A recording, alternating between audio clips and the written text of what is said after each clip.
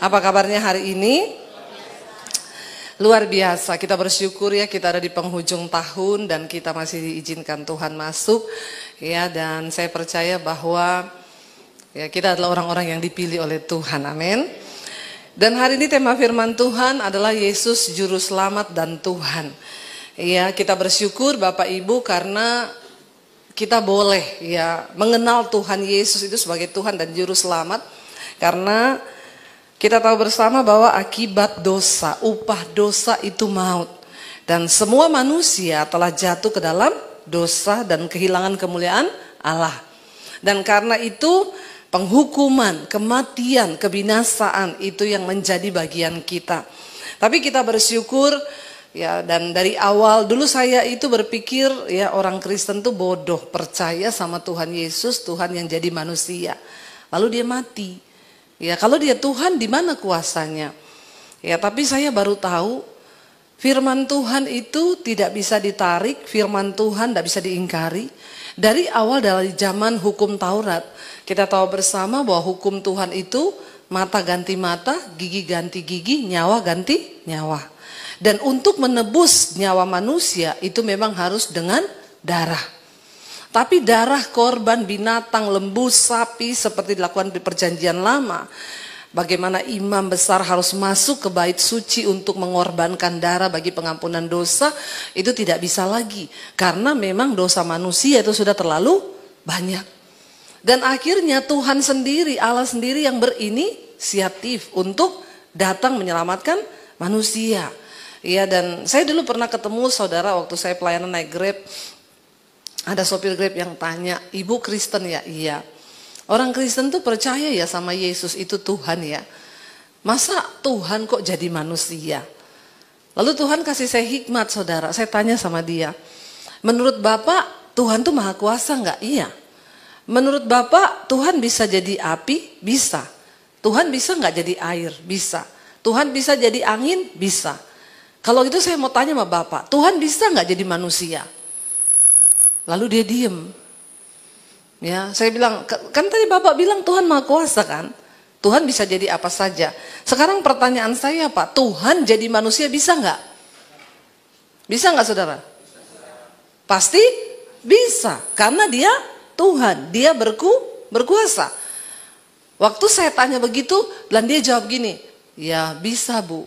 Nah tadi Bapak bilang kok Tuhan jadi manusia? Saya akan menjelaskan kepada Bapak kenapa Yesus jadi manusia. Karena setelah manusia berbuat dosa, Tuhan itu mengirim malaikat untuk berbicara, manusia nggak bertobat. Tuhan kirim nabi untuk berbicara, dibunuh nabinya. Karena manusia lebih mencintai dosa, kegelapan. Akhirnya Tuhan berinisiatif, dia sendiri yang harus datang dalam rupa manusia. Saya bilang sama dia, Pak saya mau tanya sama Bapak. Ya, sekarang kalau Bapak mau ngomong sama semut nih, semut jangan di situ nanti kamu jatuh.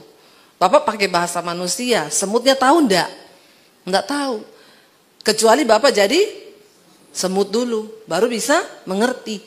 Nah Tuhan yang begitu besar, yang begitu dahsyat untuk dipahami dengan logika manusia terlalu tinggi dan tidak bisa dipahami dengan logika.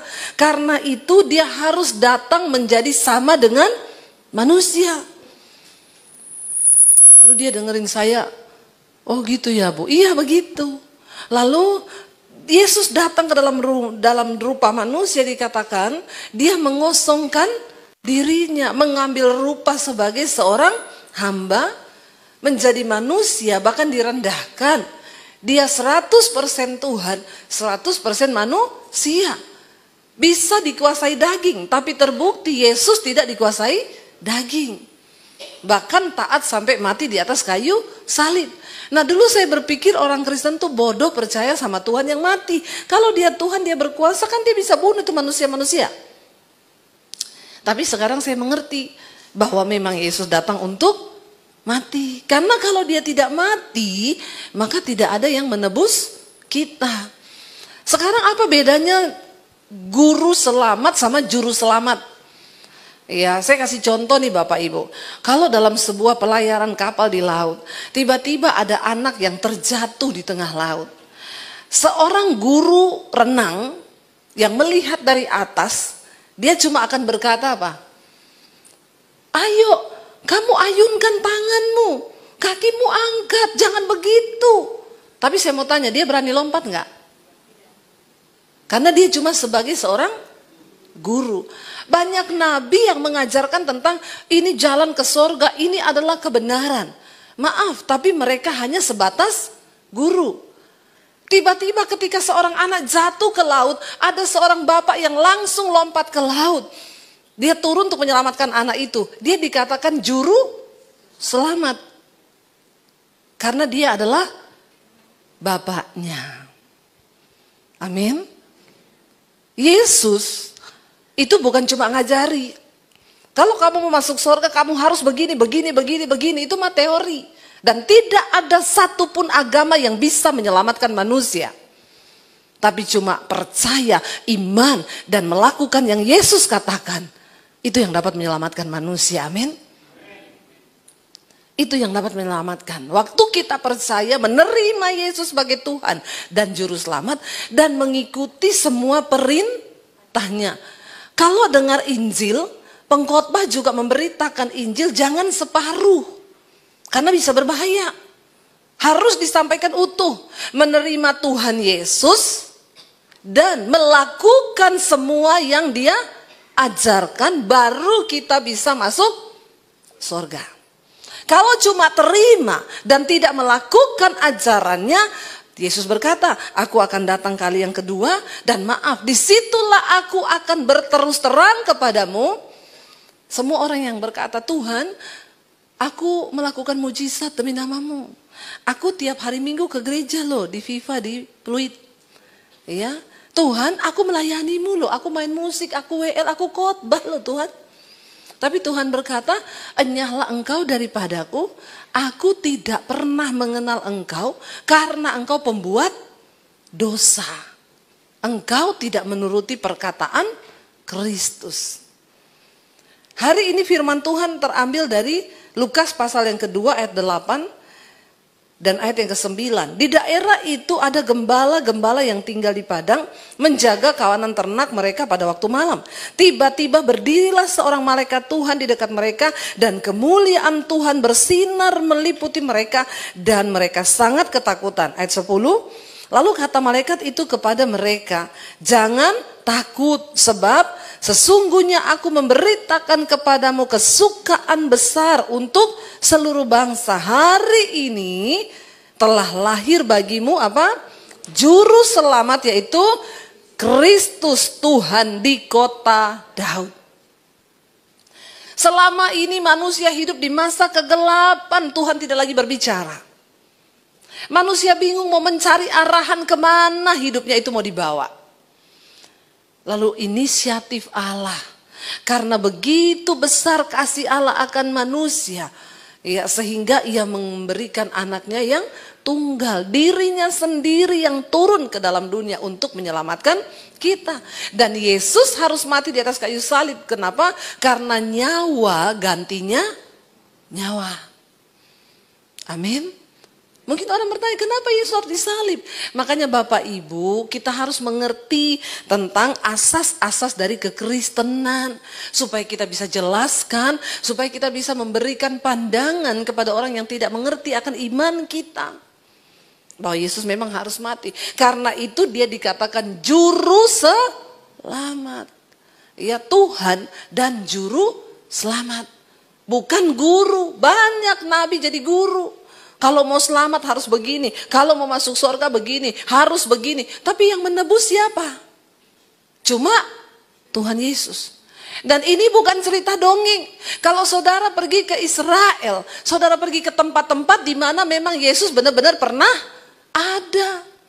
Kita ibadah di padang gembala. Di sini di tempat bagaimana malaikat menampakkan diri kepada para gembala. Saya merinding kalau kita ibadah di situ. Di bawah itu seperti ada lembah. Dan di situ para gembala sedang menggembalakan kambing domba. Dan di waktu malam, ketika ibadah di situ saya selalu merinding. Saudara, saya bayangkan mereka lagi ada di tempat ini. Tiba-tiba pasukan bala tentara malaikat menampakkan diri dengan sinar kemuliaan. Itu wow banget loh. Kalau kita pergi ke Israel, kita benar-benar melihat di mana Yesus pernah lahir di Bethlehem. Kita pernah melihat di mana Yesus mengajar, di mana ada gereja, di situ adalah para peneliti, dan itu mereka menempatkan tempat itu sebagai tempat yang benar-benar Yesus ada, itu karena penelitian Bapak Ibu. Bahkan salah satu pohon zaitun yang masih ada sampai hari ini, ya, yaitu di Taman Getsemani, tempat Yesus di mana pernah berdoa. Pohon itu sudah ribuan tahun dari zaman Yesus. Mungkin kita berkata, bagaimana mungkin orang bisa membuktikan itu pohon zaitun sudah ribuan tahun? Pohon zaitun tuh nggak bisa mati. Ya, selama masih ada batang dan di dalamnya itu masih basah, saudara, walaupun di luar kelihatan mati, nanti bertahun-tahun kemudian dia tumbuh lagi tunas. Ya. Bagaimana para ahli bisa menetapkan bahwa pohon itu ada dari zaman Yesus? Karena semua para meneliti, ya, itu pakai satu zat yang dinamakan karbon apa gitu. Ya, itu harus ditemukan untuk menentukan bahwa barang ini berapa ribu tahun umurnya. Dan di pohon itu ditemukan, saudara, bahwa memang benar pohon itu berasal dari zaman Tuhan Yesus. Itu tidak sembarang orang bisa membuktikan, dikerahkan semua ahli-ahli, saudara, para peneliti, dan ini dunia yang berbicara. Jadi Tuhan Yesus benar-benar Tuhan, sejarah mencatat kedatangannya, ya, malaikat pun mencatat, bahkan ada saksi-saksi yang melihat dan itu dicatat di dalam Alkitab. Ketika masa kegelapan, manusia mencari siapa yang bisa menuntun langkah hidupnya. Dan akhirnya Tuhan berinisiatif datang ke dalam dunia. Dan Yesus adalah Tuhan dan Juru Selamat. Bukan hanya seorang guru. Coba kita lihat, saudara. Mari kita buka bersama di dalam Roma pasal 5 ayat 5 sampai ayat yang ke-11. Kita sudah menerima Yesus sebagai Tuhan dan Juru Selamat. Lalu apa yang kita dapatkan? Dan harus seperti apa respon kita saat kita ini menerima Dia sebagai Tuhan dan Juru Selamat? Roma pasal 5 ayat yang ke-5 sampai ayat yang ke-11. Di dalam Yesus ada pengharapan. Baca bersama, dan pengharapan tidak mengecewakan, karena kasih Allah telah dicurahkan di dalam hati kita oleh Roh Kudus yang telah dikaruniakan kepada kita. Kalau manusia memberi pengharapan seringkali PHP. Apa itu PHP? Pemberi harapan palsu. Ya, jadi seringkali yang wanita-wanita ketemu cowok di PHP. Ya, istri juga seringkali di PHP sama suami, ya. Waktu janji Desember mau dikasih gaji 13. Tapi ternyata cuma sampai 11 gajinya, ya. Itu namanya pemberi harapan palsu. Tapi kalau Tuhan yang memberi pengharapan, dikatakan pengharapan itu tidak mengecewakan. Saudara, pegang ini, jangan ragukan Tuhan. Sekalipun hari ini engkau belum melihat, satu saat nanti kalau engkau tetap percaya, engkau akan melihat pengharapan itu menjadi kenyataan. Saya ini mengikut Tuhan, saudara. Tahun 95 saya terima Tuhan Yesus. Hidup saya susah terus, menderita terus. Saya bertanya, Tuhan, di mana janji tentang kemuliaan yang engkau berikan? Masa saya susah terus seperti ini loh, ya? Tapi dalam perjalanan iman saya susah. Saya nggak pernah pinjam uang sama orang karena saya tidak mau mempermalukan Tuhan. Saya susah, tapi saya nggak pernah minta ke orang tua karena saya tidak mau mempermalukan nama Yesus. Saya susah, seringkali anak mau minum susu nggak ada duit, tapi saya nggak pernah pinjam. Saya hanya menggantungkan harapan saya yang belum terlihat itu kepada Tuhan yang hidup. Amin, saudara. Dan Tuhan memberikan, menggenapi janjinya bukan kepada sembarang orang. Hanya kepada orang-orang yang memang imannya benar-benar terbukti. Karena itu buktikan kemurnian imanmu kepada Tuhan. Sebab satu hal pegang, pengharapan dalam Kristus itu tidak pernah mengecewakan. Kau berharap sama kakak iparmu pasti kecewa. Kau berharap mertuamu pasti kecewa. Kau harapkan manusia pasti kecewa. Tapi berharap sama Tuhan tidak pernah kecewa. Karena dia bukan PHP, saudara. Nah, dikatakan di sana coba ya, karena pengharapan tidak mengecewakan sebab kasih Allah itu telah dicurahkan oleh Roh Kudus yang telah dikaruniakan kepada kita. Dan apa? Karena waktu kita masih lemah, Kristus ya telah mati untuk kita orang-orang durhaka pada waktu yang ditentukan oleh Allah. Dan ayat selanjutnya dikatakan di sana, sebab tidak mudah seorang mau mati untuk orang yang benar. Tapi untuk orang yang baik ada orang yang berani mati. Tetapi Kristus dikatakan Allah menunjukkan kasih-Nya kepada kita oleh karena Kristus telah mati untuk kita ketika kita masih berdosa. Saudara, untuk orang benar jarang ada orang yang mau mati. Misalnya kita tahu ada orang benar dia disalahkan. Ya, jarang ada orang mau pasang badan, saya mau pasang badan buat dia karena dia benar. Apa sih kepentingannya? Ya, lu mau disalahin, lu benar, aku nggak peduli karena sekarang sifat manusia adalah nggak mau ikut-ikut. Walaupun lu benar, aku nggak mau deh ikut-ikut, nanti aku terseret. Iya apa iya? Tapi untuk orang baik yang sudah berbuat baik sama kita, bisa jadi kita mau membela karena utang budi kan. Dia itu sudah baik loh sama saya. Ya. Saya kasih contoh dulu, papi saya itu kepala kantor Syah Bandar, urus kapal-kapal. Ada pengusaha kayu datang dari Jakarta, dia punya perusahaan kayu di Sulawesi. Setiap kali kayunya ini mau muat, yang ngurusi kapal itu papi saya. Pengusaha ini baik sekali sama papi saya dan terkenal baik sama sopir-sopirnya, sama anak buahnya, semuanya baik.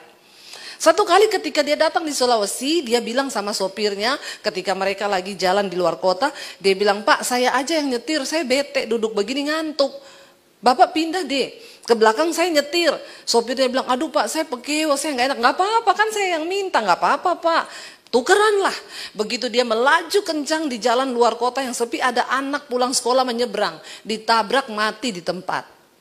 Waktu ditabrak mati di tempat, sopirnya buka pintu, bapak ini diseret turun ke belakang, sopirnya duduk di tempat sopir. Ketika orang kampung datang mau ngeroyok, sopirnya itu bilang, "Aku yang tabrak anak ini. Jadi aku yang bersalah." Akhirnya polisi datang, dibawalah ke kantor polisi. Ya, kenapa sopir ini bela bapak ini habis-habisan? Karena orang baik. Sering berbuat kebaikan. Tapi dasar bapak ini memang orang baik. Sampai di kantor polisi dia ngaku, "Pak polisi, bukan dia yang nabrak, saya tadi yang nyetir. Tapi untuk melindungi saya, dia ngaku dia yang nabrak. Tapi bukan dia Pak, saya." Kenapa sopirnya melakukan itu? Karena bapak ini orang baik. Tapi Yesus melakukan lebih dari itu. Kita berdosa, kita memberontak, kita nggak taat sama dia, dia mati untuk kita. Saya mau tanya sama saudara, kalau ada orang curi motor nih, tiba-tiba dikejar masa, dia lari ketabrak truk, semua ngomong apa? Halo? Ya, ini orang jahat maling nih, kita kejar, lari, dia ketabrak truk. Ya, semua bilang begini apa? Rasain lu, kalau belum mati, kenapa nggak mati sekalian? Iya apa ya? Makanya kita bukan Tuhan. Kita masih manusia. Seringkali kan kita pengen balas yang jahat dengan jahat. Bagi orang baik, banyak orang mau mati. Tapi bagi orang jahat, siapa yang mau mati? Kok kurang kerjaan banget sih? Kalau bisa sih tak siksa kamu biar kamu jahat sekalian, mati sekalian. Tapi Yesus nggak kayak begitu. Dia juru selamat. Dia tahu karena dosa kita nggak mungkin selamat. Kita binasa. Tapi dia datang untuk menyelamatkan.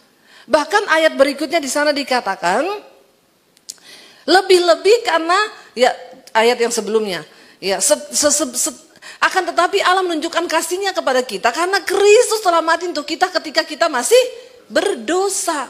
Lebih-lebih sekarang dikatakan apa? Kita sekarang telah dibenarkan oleh darah-Nya, kita pasti akan diselamatkan dari murka Allah. Lalu ayat yang berikutnya berkata, sebab jikalau kita ketika masih seteru diperdamaikan dengan Allah oleh kematian anaknya, lebih-lebih kita yang sekarang telah diperdamaikan, kita pasti akan diselamatkan oleh hidupnya. Orang yang tidak tunduk pada Tuhan, dia adalah seterunya Tuhan, musuhnya Tuhan. Tapi kita nggak bisa berhenti sampai di sini. Oh, karena kita sudah diperdamaikan, kita pasti selamat. Kalau kau terus menghormati Tuhan, kalau engkau terus hidup bergantung pada Tuhan, mengikuti ketentuan firman-Nya, maka engkau dijamin pasti selamat. Tapi kalau dalam perjalanan engkau sudah terima Yesus, tapi kau menjadikan dirimu musuh Allah lagi, dengan jalan apa? Mengikuti dosa, hidup dalam kenajisan, kepahitan, amarah, dendam, kau mengandalkan manusia dan tidak mengandalkan Tuhan, maka maaf saudara. Saya mau tanya ya, kita sebagai orang tua nih, anak kita ngaku kita orang tuanya, hidup satu rumah sama kita, tapi tidak nurut. Bapak ibu senang gak sama anak begitu? Saya bilang sama anak-anak saya, selama kamu masih tinggal di rumah ini dan mengaku bahwa papi mami adalah orang tuamu, maka mutlak kamu harus mengikuti aturan yang ada di rumah ini. Kalau kagak, pergi kalian dari luar rumah ini. Iya enggak? Loh, kita orang tua, kita harus punya wibawa. Ya, kita mendidik mereka, kita membesarkan mereka. Alkitab berkata, seperti orang tua yang membesarkan anak-anaknya, demikian Bapa. Makanya kalau ada orang tidak taat, Tuhan akan menghajar. Kalau engkau dihajar oleh Tuhan, kena masalah, kena ini dalam hidupmu, bertobat. Karena nggak ada bapak yang tidak mau terima kembali anaknya asal mau bertobat. Jangan separuh memberitakan Injil, harus tetap sampai di pertobatan. Kalau sekarang Injil dipotong, oh nggak apa-apa, berdosa Tuhan menerima, pret. Emang siapa lu main-main sama Tuhan? Kita aja manusia nggak mau dipermainkan, apalagi dia Tuhan. Hormati Tuhan. Saya itu udah berkali-kali ketemu orang hidupnya penuh masalah, terkutuk, dimurkai Tuhan. Kenapa? Bermusuhan dengan Tuhan. Ada orang datang sama saya, Bu, saya ini hidupnya terlilit hutang, penuh masalah. Saya tanya, Bapak sungguh-sungguh hormati Tuhan. Saya sih masih merokok, beberapa kali saya selingkuh. Ya pantesan hidupmu sial. Terus-terusin aja dosamu, saya bilang. Biar kau sial terus. Pilihlah untuk bertobat, jangan main-main dengan Tuhan. Hormati Tuhan, supaya hidupmu diberkati. Amin. Ya, kalau enggak, sudah enggak bisa. Engkau akan memasuki tahun 2025, sudahlah stop melakukan dosa. Hidup menghormati Tuhan. Bukan berarti dengan menghormati Tuhan kita sudah tidak bisa berdosa. Kita masih bisa berdosa karena kita masih manusia. Tapi sikap hati yang menghormati Tuhan itu Tuhan lihat. Kita selalu ada pertobatan. Kita selalu pengen menyenangkan hati Tuhan. Mari di tahun yang baru kita semakin lebih lagi pengen hidup menyenangkan Tuhan. Amin. Jangan jadi orang Kristen biasa-biasa aja. Anak-anak muda buka mata. Ya, ini masa depan gak akan semakin baik loh. Dunia ini tidak baik-baik saja loh, kata firman Tuhan. Ya, kalau kau tidak takut Tuhan, imanmu gak kau bangun, gak pernah baca Alkitab, bagaimana kau bisa ngerti masa depanmu? Karena firman Tuhan ini pedoman kehidupan yang akan menuntun hidup kita. Ya, dunia boleh berubah, segalanya boleh berubah, tapi orang yang menghormati Tuhan, yang mengandalkan Tuhan dikatakan akan diberkati Tuhan. Dunia boleh resesi, dunia boleh bergoncang, tapi kau hormat. Saya bilang sama anak-anak saya, nak, hormati Tuhan. Seringkali anak-anak saya mengeluh, Mam, oh ya lihat kehidupan dunia kayak begini nih, oh ya mau kerja apa ke depan ya, lihat kayak begini. Saya bilang satu saja, saya mau bilang sama kalian, hormati Tuhan. Waktu kamu menghormati Tuhan, ada 1001 macam jalan Tuhan untuk memberkati hidupmu. Tidak usah takut. Yang penting engkau menghormati Tuhan. Kenapa? Firman Tuhan tidak pernah bohong. Dia bilang, diberkatilah orang yang mengandalkan Tuhan. Tapi terkutuklah orang yang mengandalkan manusia. Mengandalkan kekuatannya sendiri. Kau boleh belajar yang pintar anak-anak. S1, S2, S3, S7, S21 kayak Samsung, S23. Bisa boleh. Tapi jangan pernah engkau andalkan kepandaianmu. Bersandar dan bergantunglah hanya kepada Tuhan. Sebab orang yang mengandalkan Tuhan, mereka akan diberkati oleh Tuhan. Amin. Hormati Tuhan. Bagaimana cara menghormati Tuhan? Beresin dosamu. Tinggalkan dosa itu. Berlutut di bawah kaki Tuhan. dan hidup menyenangkan hati Tuhan. Dikatakan di sana, ya Tuhan pasti akan menyelamatkan kita. Kita baca lagi satu yang ayat terakhir, Titus 2 ayat 11 sampai ayat 15. Setelah kita menerima Yesus sebagai juru selamat, apa yang harus kita lakukan? Titus 2 ayat 11 sampai ayat yang ke-15. Dikatakan di sana, karena kasih karunia Allah yang menyelamatkan semua manusia sudah nyata. Ya, kita diselamatkan dalam kasih karunia, sudah nyata. Lalu untuk apa Tuhan menyelamatkan kita, menerima kasih karunia itu? Baca bersama, ia apa? Mendidik kita supaya kita meninggalkan kefasikan dan keinginan-keinginan duniawi, dan supaya kita hidup bijaksana, adil, dan beribadah di dalam dunia sekarang ini. Anak muda, jangan kau pikir tidak perlu beribadah. Kalau kau tinggalkan ibadahmu kepada Tuhan, ibadah bukan cuma di gereja loh. Apa yang sejati? Roma 12 dikatakan, persembahkanlah tubuhmu sebagai persembahan yang hidup, yang kudus, yang berkenan kepada Allah. Itu ibadah yang sejati. Jaga kekudusanmu anak muda. Hidup beribadah dalam dunia sekarang ini yang sudah semakin tidak menentu. Jangan ikut-ikutan dengan arus dunia. Temanmu merokok, biarin aja dia merokok. Kamu jangan ikut. Kalau perlu kamu selamatkan dia. Amin. Kamu diajak dugem, jangan mau. Saya itu sering lewat di Pik sana itu loh. Kalau saya sama suami itu mau pijat, saya lihat orang Kristen semua yang dugem. Orang Kristen semua itu. Dari tampang-tampangnya. Saya bilang sama suami saya, gila ya. Ini dunia udah mau kiamat ya. Coba lihat tuh orang-orang Kristen semua, ada pemusik gereja lagi masuk situ. Ngeri loh, bukannya semakin tobat. Pergi dugem tuh kamu mau ngapain coba? Apalagi kalau ada bapak-bapak yang suka dugem. Aduh, tahu diri ya Pak, tahu diri. Ya, tahu diri. Tahu diri, please, ingat umur. Bisa-bisa kau mati serangan jantung di tempat dugem itu. Ya, ingat loh ya. Jadi ayolah, sudahlah saudara. Tinggalkan yang begitu-begitu. Keinginan-keinginan duniawi. Hidup dalam pesta pora hawa nafsu yang begitu itu. Sudahlah, ya. Ayo kita sungguh-sungguh hidup menghormati Tuhan. Ya, enggak takut apa ya. Kita ini sedikit aja ke tempat begitu. Coba ingat tiba-tiba Tuhan datang, kau lagi dugem. Ya. Kau kemana nanti? Ya, lagi di tempat mana kau ketika Tuhan datang? Hidup beribadah di dunia sekarang ini dengan apa? Menantikan penggenapan pengharapan kita yang penuh bahagia dan pernyataan kemuliaan Allah yang maha besar dan juru selamat kita Yesus Kristus yang telah menyerahkan dirinya bagi kita untuk membebaskan kita dari segala kejahatan dan untuk menguduskan bagi dirinya suatu umat kepunyaan sendiri yang rajin berbuat baik. Tuhan itu lagi membuat satu komunitas umat kepunyaannya. Siapa mereka? Orang-orang yang hidup dalam kekudusan. Ingat loh, kita ini sedang menanti penggenapan dari pengharapan kita. Keselamatan yang kekal itu baru akan dinyatakan pada zaman akhir.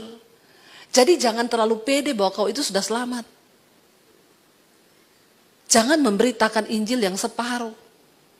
Yesus datang membawa keselamatan bagi orang yang sungguh-sungguh percaya, menerima dia dalam hati. Waktu kau bilang kau menerima, berarti kau cocok, kau klik, engkau sepakat dengan seluruh pengajaran Kristus dan engkau melakukan itu. Katakan, amin. Bukan cuma masuk gereja tiap minggu. Ada orang Kristen yang bangga. Saya nggak pernah alpa loh Bu. Setiap minggu saya pasti ke gereja 2 jam. Maaf ya, kau ke gereja tiap hari Minggu, coba dikali 2 jam. Dalam setahun 365 hari, kau cuma beri waktu bagi Tuhan 4 hari. Kalau tiap minggu kau ke gereja 2 jam. Setahun itu ada 365 hari. Kalau cuma ke gereja 2 jam berarti 4 hari kau berikan buat pertumbuhan imanmu. Yang 361 harinya kemana?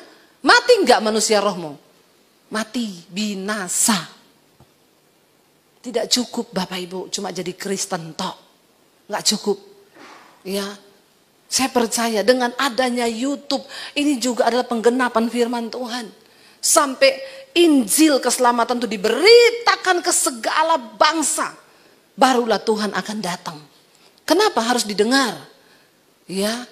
Karena bagi orang yang percaya, iman timbul dari pendengaran, pendengaran akan firman Tuhan. Ya, ayo kita mulai bangun iman kita hari-hari ini. Karena Tuhan sedang mengumpulkan umat kepunyaannya. Dikatakan kepunyaannya sendiri yang rajin berbuat baik. Lalu yang terakhir dikatakan, beritakanlah semuanya itu, nasihatilah dan yakinkanlah orang dengan segala kewibawaanmu. Janganlah ada orang yang menganggap engkau rendah. Selama Tuhan masih kasih waktu, ayo saudara, nasihati orang-orang yang hidup dalam dosa. Suruh mereka kembali kepada Tuhan. Selama masih ada waktu. Katakan, percayalah Yesus adalah juru selamat. Kalau kita percaya, kita menerima dia, mengikuti semua apa yang dia katakan, maka kita akan beroleh surga yang mulia. Saya undang para imam musik maju ke depan. Saya percaya Bapak Ibu, ketika kita ini mau sungguh-sungguh mengikut Tuhan, ketika kita ini mau sungguh-sungguh berjalan bersama dengan Tuhan, maka kita akan melihat bahwa Tuhan itu akan menyertai kita. Bahwa dia Tuhan yang akan sungguh-sungguh menyelamatkan kita. Bukan setengah-setengah loh, Yesus sudah beri nyawanya. Dan kalau dia sudah beri nyawanya, maka kita juga harus sungguh-sungguh memberi hidup kita. Bangkit berdiri bersama.